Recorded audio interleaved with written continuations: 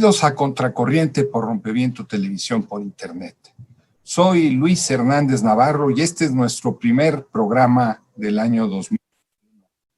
Un programa en el que esperamos que el año esté lleno de salud. Antes se acostumbraba decir por estas fechas feliz Navidad y próspero año nuevo. Hoy decimos salud, salud y más salud, y no porque estemos brindando, sino porque a todos nos hace falta. Para este programa está con nosotros un invitado de lujo, el periodista David Brooks. David es el corresponsal del diario La Jornada en Estados Unidos, autor de una simpaticísima, en el buen sentido de la palabra, por su sentido del humor, columna American Curious, que nos hace una radiografía del Estados Unidos de abajo.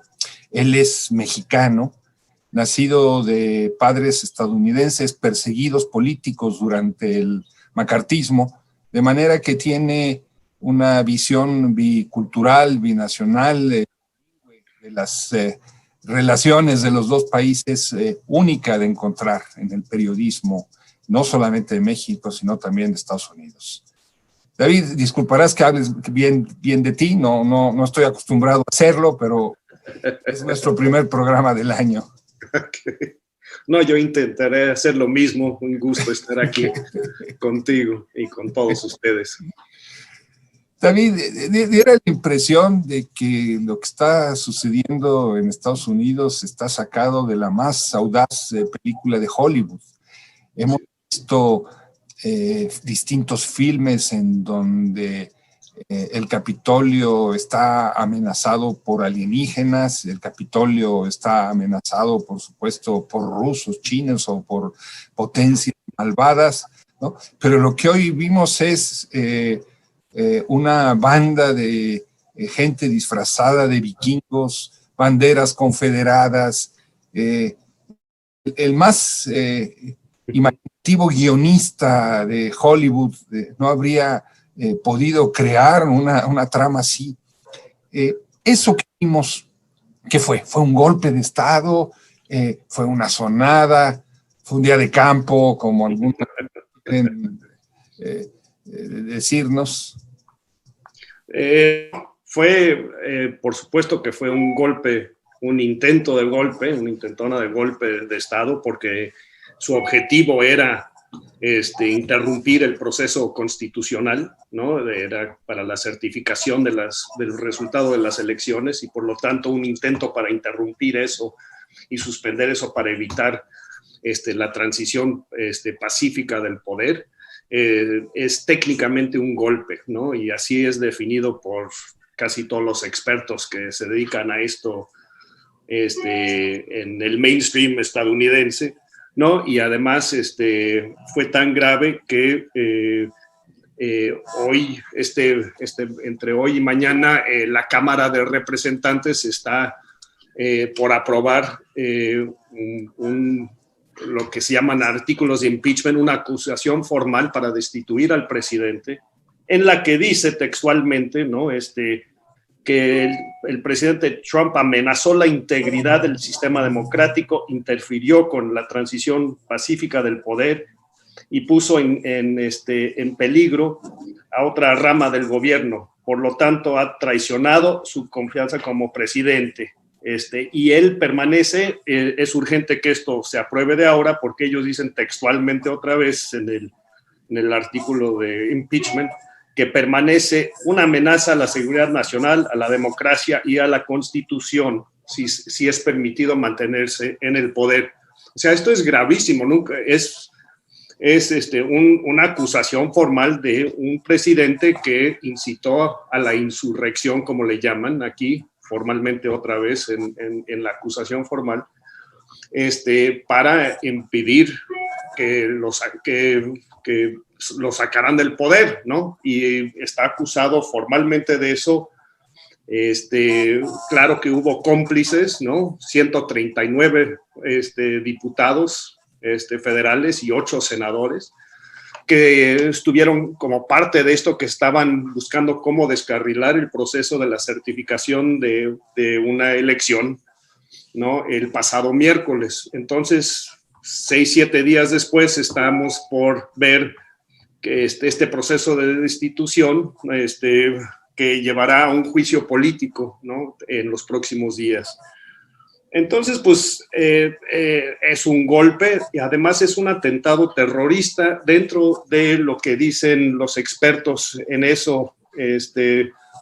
Y estoy hablando de los expertos formales, académicos, como los del Consejo para Relaciones Exteriores, que dicen técnicamente es un atentado terrorista por terroristas domésticos. Y creo que es muy importante decir que el FBI, desde hace más de un año y durante estos últimos meses, como otras personas, han designado que los supremacistas blancos son la mayor amenaza de terrorismo doméstico en Estados Unidos. O sea, esto no es nada nuevo y este atentado, como ya sabemos, se estaba preparando durante semanas, si no meses. Y también acaba de salir más información de que esto no acaba aquí, sino que hay planes para más acciones armadas en los próximos días, de aquí a la toma de posesión del 20 de enero, por estos grupos. Ya han sido informados los legisladores de esto, hay nuevas medidas, se están moviendo de 10 a 15 mil tropas de la Guardia Nacional a Washington en estos momentos. Se está preparando y la información que se tiene y que se le informó a los legisladores es de que hay planes incluso para asesinar legisladores. Y por lo tanto se tienen que tomar estas medidas. O sea, estamos en un momento sin precedente en Estados Unidos. No es de que nunca ha habido violencia electoral, pero nunca incitada por el presidente, ¿no? Y entonces pues estamos en aguas muy, muy raras, muy difíciles por un lado, vemos los disfrazados, ¿no? Y uno piensa que son unos payasos locos, pero entre ellos hay exmilitares, hay gente de las milicias, hay gente muy bien capacitada, hubo incluso agentes de policía que estaban ahí en su papel de civiles. Obviamente había gente adentro que eran cómplices de esto. Entonces estamos en una situación en donde Estados Unidos nunca ha estado aquí. O sea, y es no es una sola corriente, sí son múltiples corrientes anti-Trump. Lo que los aglomera es el apoyo a Donald Trump. Pero son de todo. O sea, hay desde ex veteranos de guerra a antisemitas. O sea, una de las camisetas que había ahí tenía las siglas de 6MWE, que significa 6 millones no es suficiente, o sea, en referencia al Holocausto, ¿no? Había algunos que llevaban una camiseta el campo Auschwitz, ¿no? Pero también habían otros que era la primera vez que habían participado en algo así. Entonces, una mezcla muy explosiva y muy armada. O sea, se descubrieron napalm hecho en casa, cócteles Molotov, cosas así, artefactos explosivos que se dejaron en varios lugares, pero también rifles de alta capacidad, pistolas, todo tipo de armas. Y como he dicho, no, esto, como se informó hoy, ayer y hoy, esto no ha terminado. Entonces, estamos en un lugar donde no se sabe cómo medir, o sea, es difícil medir en qué tanto peligro está este país. Pero el hecho de que habían gentes dentro del Capitolio, rompiendo puertas y haciendo huir a cientos de legisladores, es una cosa que jamás nos hubiéramos imaginado. Estamos hablando, David, de una toma que tiene detrás 75 millones de votos. No quiere decir que todos los que votaron por Trump así es. Esta iniciativa, pero estamos hablando de una base social impresionante, formada por trabajadores, por pequeños granjeros que han sido afectados, pero también por México-norteamericanos, migrantes, etcétera, etcétera. Así es. ¿Cómo explicarnos apoyo a un gobierno de esta naturaleza y a una iniciativa así. Creo que la coyuntura no se puede explicar sin el contexto de 4 décadas de la aplicación de la receta neoliberal a Estados Unidos. O sea, se habla mucho de cómo se ha aplicado esa receta a países en desarrollo, pero no se habla mucho de cómo se ha venido aplicando aquí durante 4 décadas, desde los tiempos de Reagan, ¿no? Y las consecuencias de eso han sido iguales en otras dimensiones, pero muy parecidas, similares a las que encontramos en México y otros países. O sea, es desmantelar los servicios públicos, entre ellos salud, obviamente, donde todos estamos viendo las consecuencias de eso con esta pandemia, ¿no? De ambos lados de la frontera. Pero también es quitar la desindustrialización, la exportación de empleos a otros lugares, la destrucción y la ofensiva contra los sindicatos y los resultados de eso, que es la mayor concentración de riqueza desde los años 20, o sea, justo antes de la Gran Depresión. Estados Unidos está de vuelta ahí, y por lo tanto se percibe un sistema que ya no funciona para las grandes mayorías, sobre todo para la clase trabajadora, los granjeros, etc.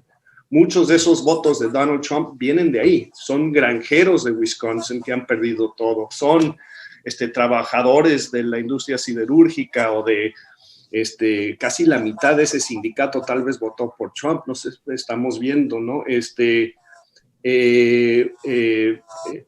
Esos sectores que apoyan a Trump y que le dieron la victoria y que le dieron 7 millones de votos más en esta última elección que ganó en el 2016, o sea, creció su apoyo durante este tiempo, a pesar de todo el desastre que ha dejado, ¿no? Incluyendo por su manejo de la pandemia, matar a mucha de esa gente, ¿no? Con la enfermedad, que no tenía que por lo cual morir, ¿no?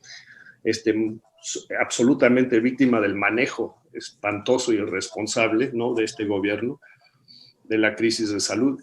Entonces, estamos viendo esa expresión de furia contra la cúpula política, sea demócrata, republicana, les da igual. Y eso fue lo que convocó Trump, ¿no? Diciendo que él era su gran campeón de esta gente. O sea, la ironía es que eso obviamente es parte de esa cúpula corrupta y siempre lo ha sido, nació en esa cúpula corrupta. Pero entonces estamos hablando de un proyecto populista nacionalista, o lo que antes llamábamos, lo que se puede decir neofascista, aunque no con tanta ideología, porque Trump no es suficientemente desarrollado mentalmente para tener una ideología. Pero lo que está atrás es clásico de los movimientos neofascistas, ¿no? Estamos viendo cosas tan parecidas a lo que nos cuentan de Alemania o Italia o España, ¿no? Del apoyo popular por un proyecto así, por la desesperación que existe, ¿no? Entonces esa es una parte de ese fenómeno. Entonces, pero es resultado y consecuencia de esas 4 décadas de neoliberalismo que destruyeron, que colocaron todos los beneficios en el 1% más rico, ¿no? Y entonces esto es una de las consecuencias, pero también estamos viendo otra cosa al mismo tiempo. El hecho es de que aunque se creció el apoyo a Trump, lo que se ha perdido con las imágenes increíbles, espantosas que hemos visto en Washington, en el Capitolio y otros Capitolios, y la violencia de esta gente, es de que también hay un movimiento antiderecha, y es el que triunfó. O sea, tenemos que... ¿Quiénes son ese movimiento antiderecha, David? Pues, ¿Qué dices que triunfó? Digo, formalmente podemos ver que en los 4 años de Donald Trump, donde muchos dicen que él ha ganado todo, ¿no? Y ha acumulado tanto poder, el hecho es de que perdió la Cámara de Representantes en el 2018, perdió la presidencia en noviembre. O sea, sí ganó más votos que antes, pero el voto anti-Trump fue mucho mayor, ¿no? Y además acaba de perder el Senado, ¿no? Con esta segunda vuelta que se hizo en el estado de Georgia. Entonces, lo que también estamos viendo es una derrota del proyecto de la derecha, y es una cosa interesante de cómo se llega a esos triunfos, sobre todo lo que nos muestra lo que acaba de pasar en Georgia, pero lo que nomás deja, además de esas derrotas, el caucus progresista del Congreso, o sea, la agrupación de legisladores que se autoproclaman progresistas, que están en un caucus formal, tiene el número más grande jamás en su historia ahorita en el Congreso, más de 90. No solo eso, hay más gente que se dice socialista que está en el Congreso que nunca antes en la historia de Estados Unidos. Digo, son 4 o 5, pero que se autodefinen así, ¿no? También tenemos una expresión entre las bases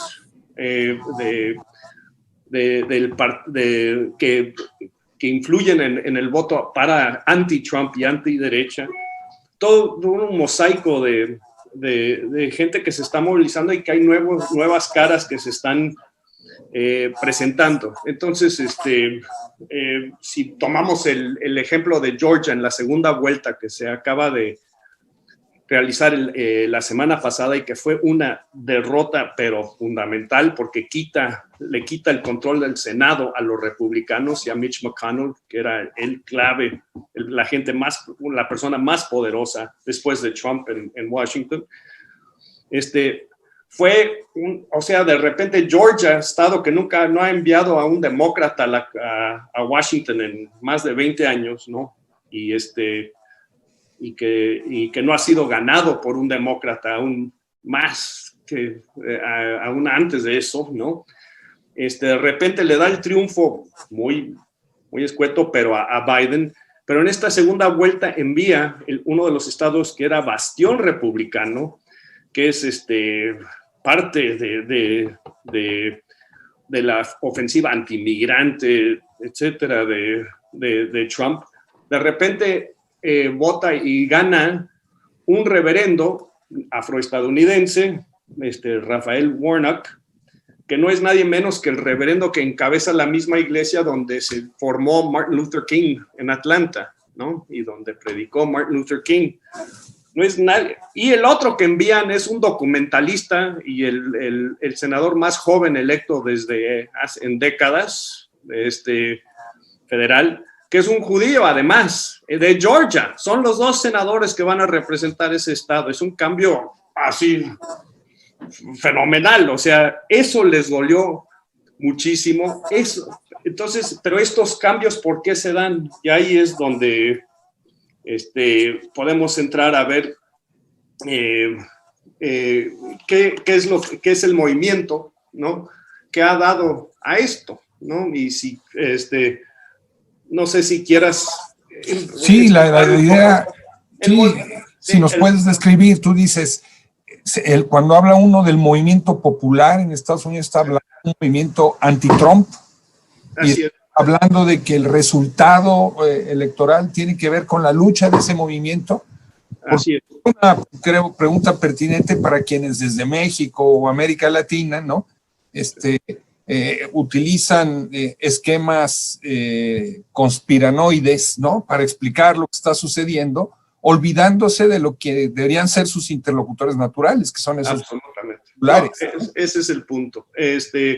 La elección no fue un voto pro-Biden, pro-Joe Biden de los demócratas. Nadie tiene grandes esperanzas en un hombre que ha sido parte del establishment demócrata durante 40 años o más. No tuvo que ver con su gran dinamismo, que no tiene nada. Es un hombre de la cúpula, creció, está ahí, siempre tiene todos los defectos que le podemos criticar al Partido Demócrata desde hace 40 años. Nadie apostó a favor de él. Esto fue un voto anti la derecha una derrota de la derecha y fue un voto anti-Trump. Eso fue la mayoría de este voto, ¿no? Y es un voto impulsado por nuevos movimientos, ganó gracias a estos movimientos. Sin estos movimientos no hubiera ganado nada más con el aparato demócrata. Estos movimientos fueron los que fueron la clave en todos los estados que determinaron esta elección, ¿no? Fueron claves, como acabamos de decir, en Georgia, en Pennsylvania, en Wisconsin, en Nevada, en Arizona sobre todo, en todos estos lugares que fueron la clave para esta elección, porque aquí no hay voto directo, entonces tienes que ganar estados claves en el mapa electoral. Fueron gracias a estas nuevas coaliciones de movimientos afroestadounidenses, latinos, asiáticos, con bases de gente trabajadora, de granjeros, en el caso de Wisconsin, que se movilizaron, gente pobre que nunca había votado y sobre todo jóvenes, que por fin fueron movilizados más que nada por la candidatura del socialista Bernie Sanders, ¿no? Que fue precandidato demócrata, y por nuevos movimientos. Entonces, ¿qué hemos visto en este último año? En este último año hemos presenciado el movimiento de protesta social más grande de la historia de Estados Unidos, con la participación, según cálculos del New York Times, de 26 millones de gentes en lo que se llamaba el Black Lives Matter, ¿no? Eso es un fenómeno que transformó la agenda política y el mapa político de Estados Unidos, como estamos viendo ahora. Y dentro de ese movimiento hay un sector muy amplio, muy diverso, progresista, que se congrega a través de algo que se llama Movement for Black Lives, ¿no? Que es diferente a Black Lives Matter, es parte del movimiento grande que se llama así. Que están ya con una propuesta política y se metieron a estas elecciones, aunque no tienen una visión electoral, pero ya tienen definido una agenda política de lo que quieren promover para una democracia radical, ¿no? O sea, son movimientos de democratización de Estados Unidos, se podrían definir así. Y además están los latinos, o sea, en Arizona es importante cómo se ganó ese estado. Se ganó por la coalición que se hizo entre latinos para expulsar del poder al sheriff Arpaio, no sé si te acuerdas de él. El amigo de los mexicanos. Así es, ¿no? Y lo lograron, lo sacaron. Esa misma gente, que se llama el Grupo Lucha y otros en Arizona, fueron claves en transformar al estado de Barry Goldwater, al estado de McCain, al estado siempre conservador de Arizona, y se lo entregaron al voto anti-Trump, ¿no? Algo que les dolió terrible. Algo parecido sucedió en Nevada, ¿no? Otra vez por los jóvenes. ¿Quiénes son estos jóvenes? Son gente que se ha participado en movimientos de defensa de migrantes, pero también jóvenes ambientalistas, ¿no? Pero de base, de abajo, no ambientalistas de ONG, pero también sindicalistas, como el movimiento de los maestros que estalló hace un par de años abajo, ¿no? Con decenas de miles de maestros que se movilizaron en los estados republicanos antisindicales, ¿no? La increíble, algunos de las enfermeras, los sindicatos de las enfermeras que han sido heroicos y que se han metido a fondo en la cuestión política por razones obvias de que se están muriendo por un gobierno criminal, ¿no? En la forma en que ha manejado las aerocargos, ¿no? Que tienen al frente, uno de los dos sindicatos tiene al frente una mujer que se define como socialista, Sarah Nelson.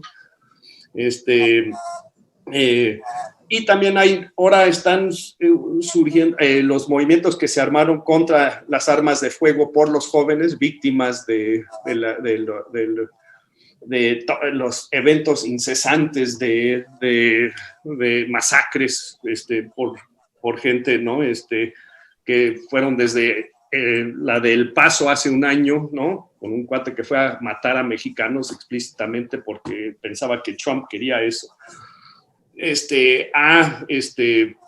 estos que siempre han defendido como su garantía de libertad el acceso a las armas. Estamos hablando del país más armado del planeta, ¿no? Con la población más armada del planeta. Hay más armas que ciudadanos en este país. Y David, sí. Cuando uno escucha a los comentaristas estadounidenses, reiteradamente dicen, nosotros no somos así. Así es. Hace referencia.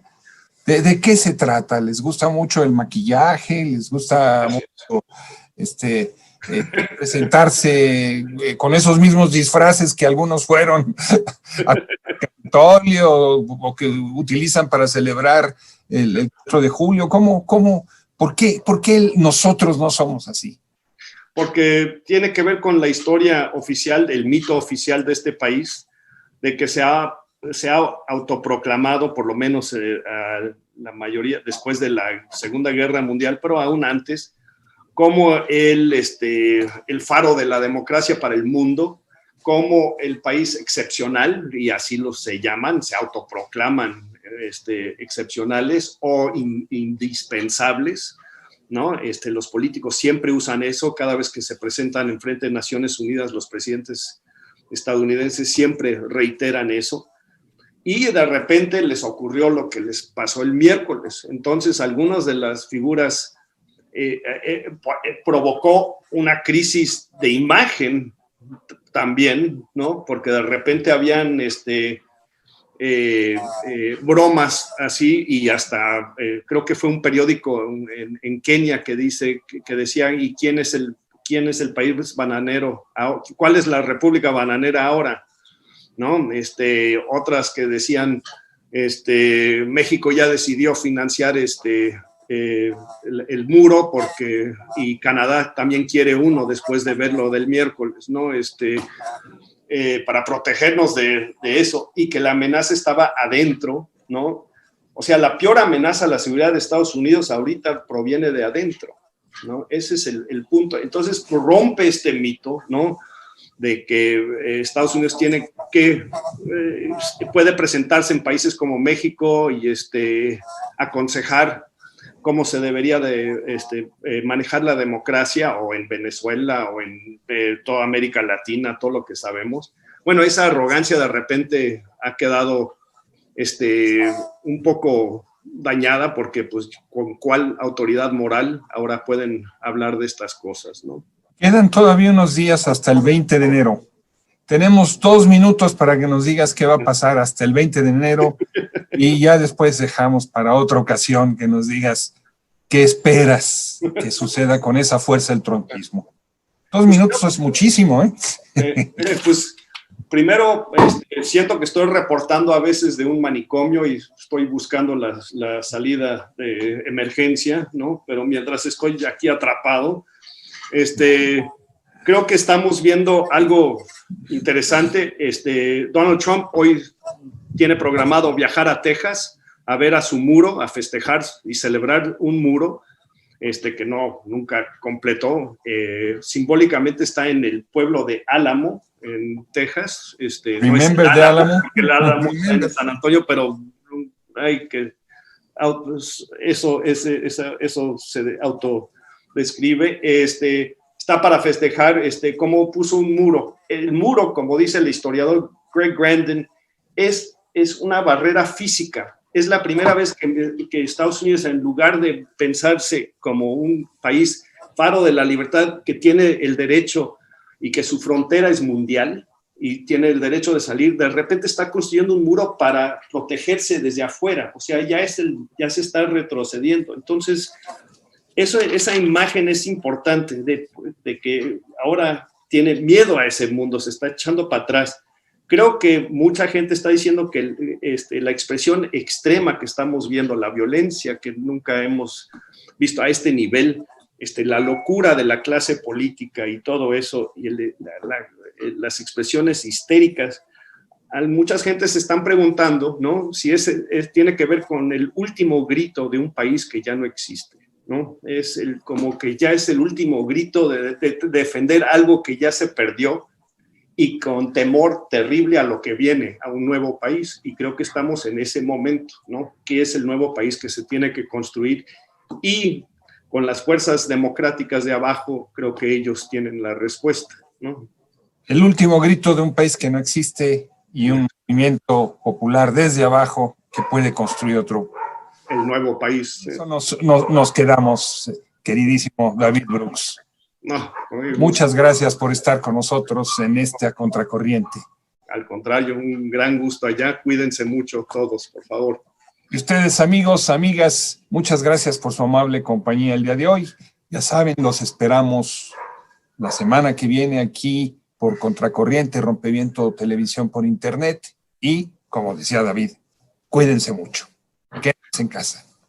Hasta la próxima.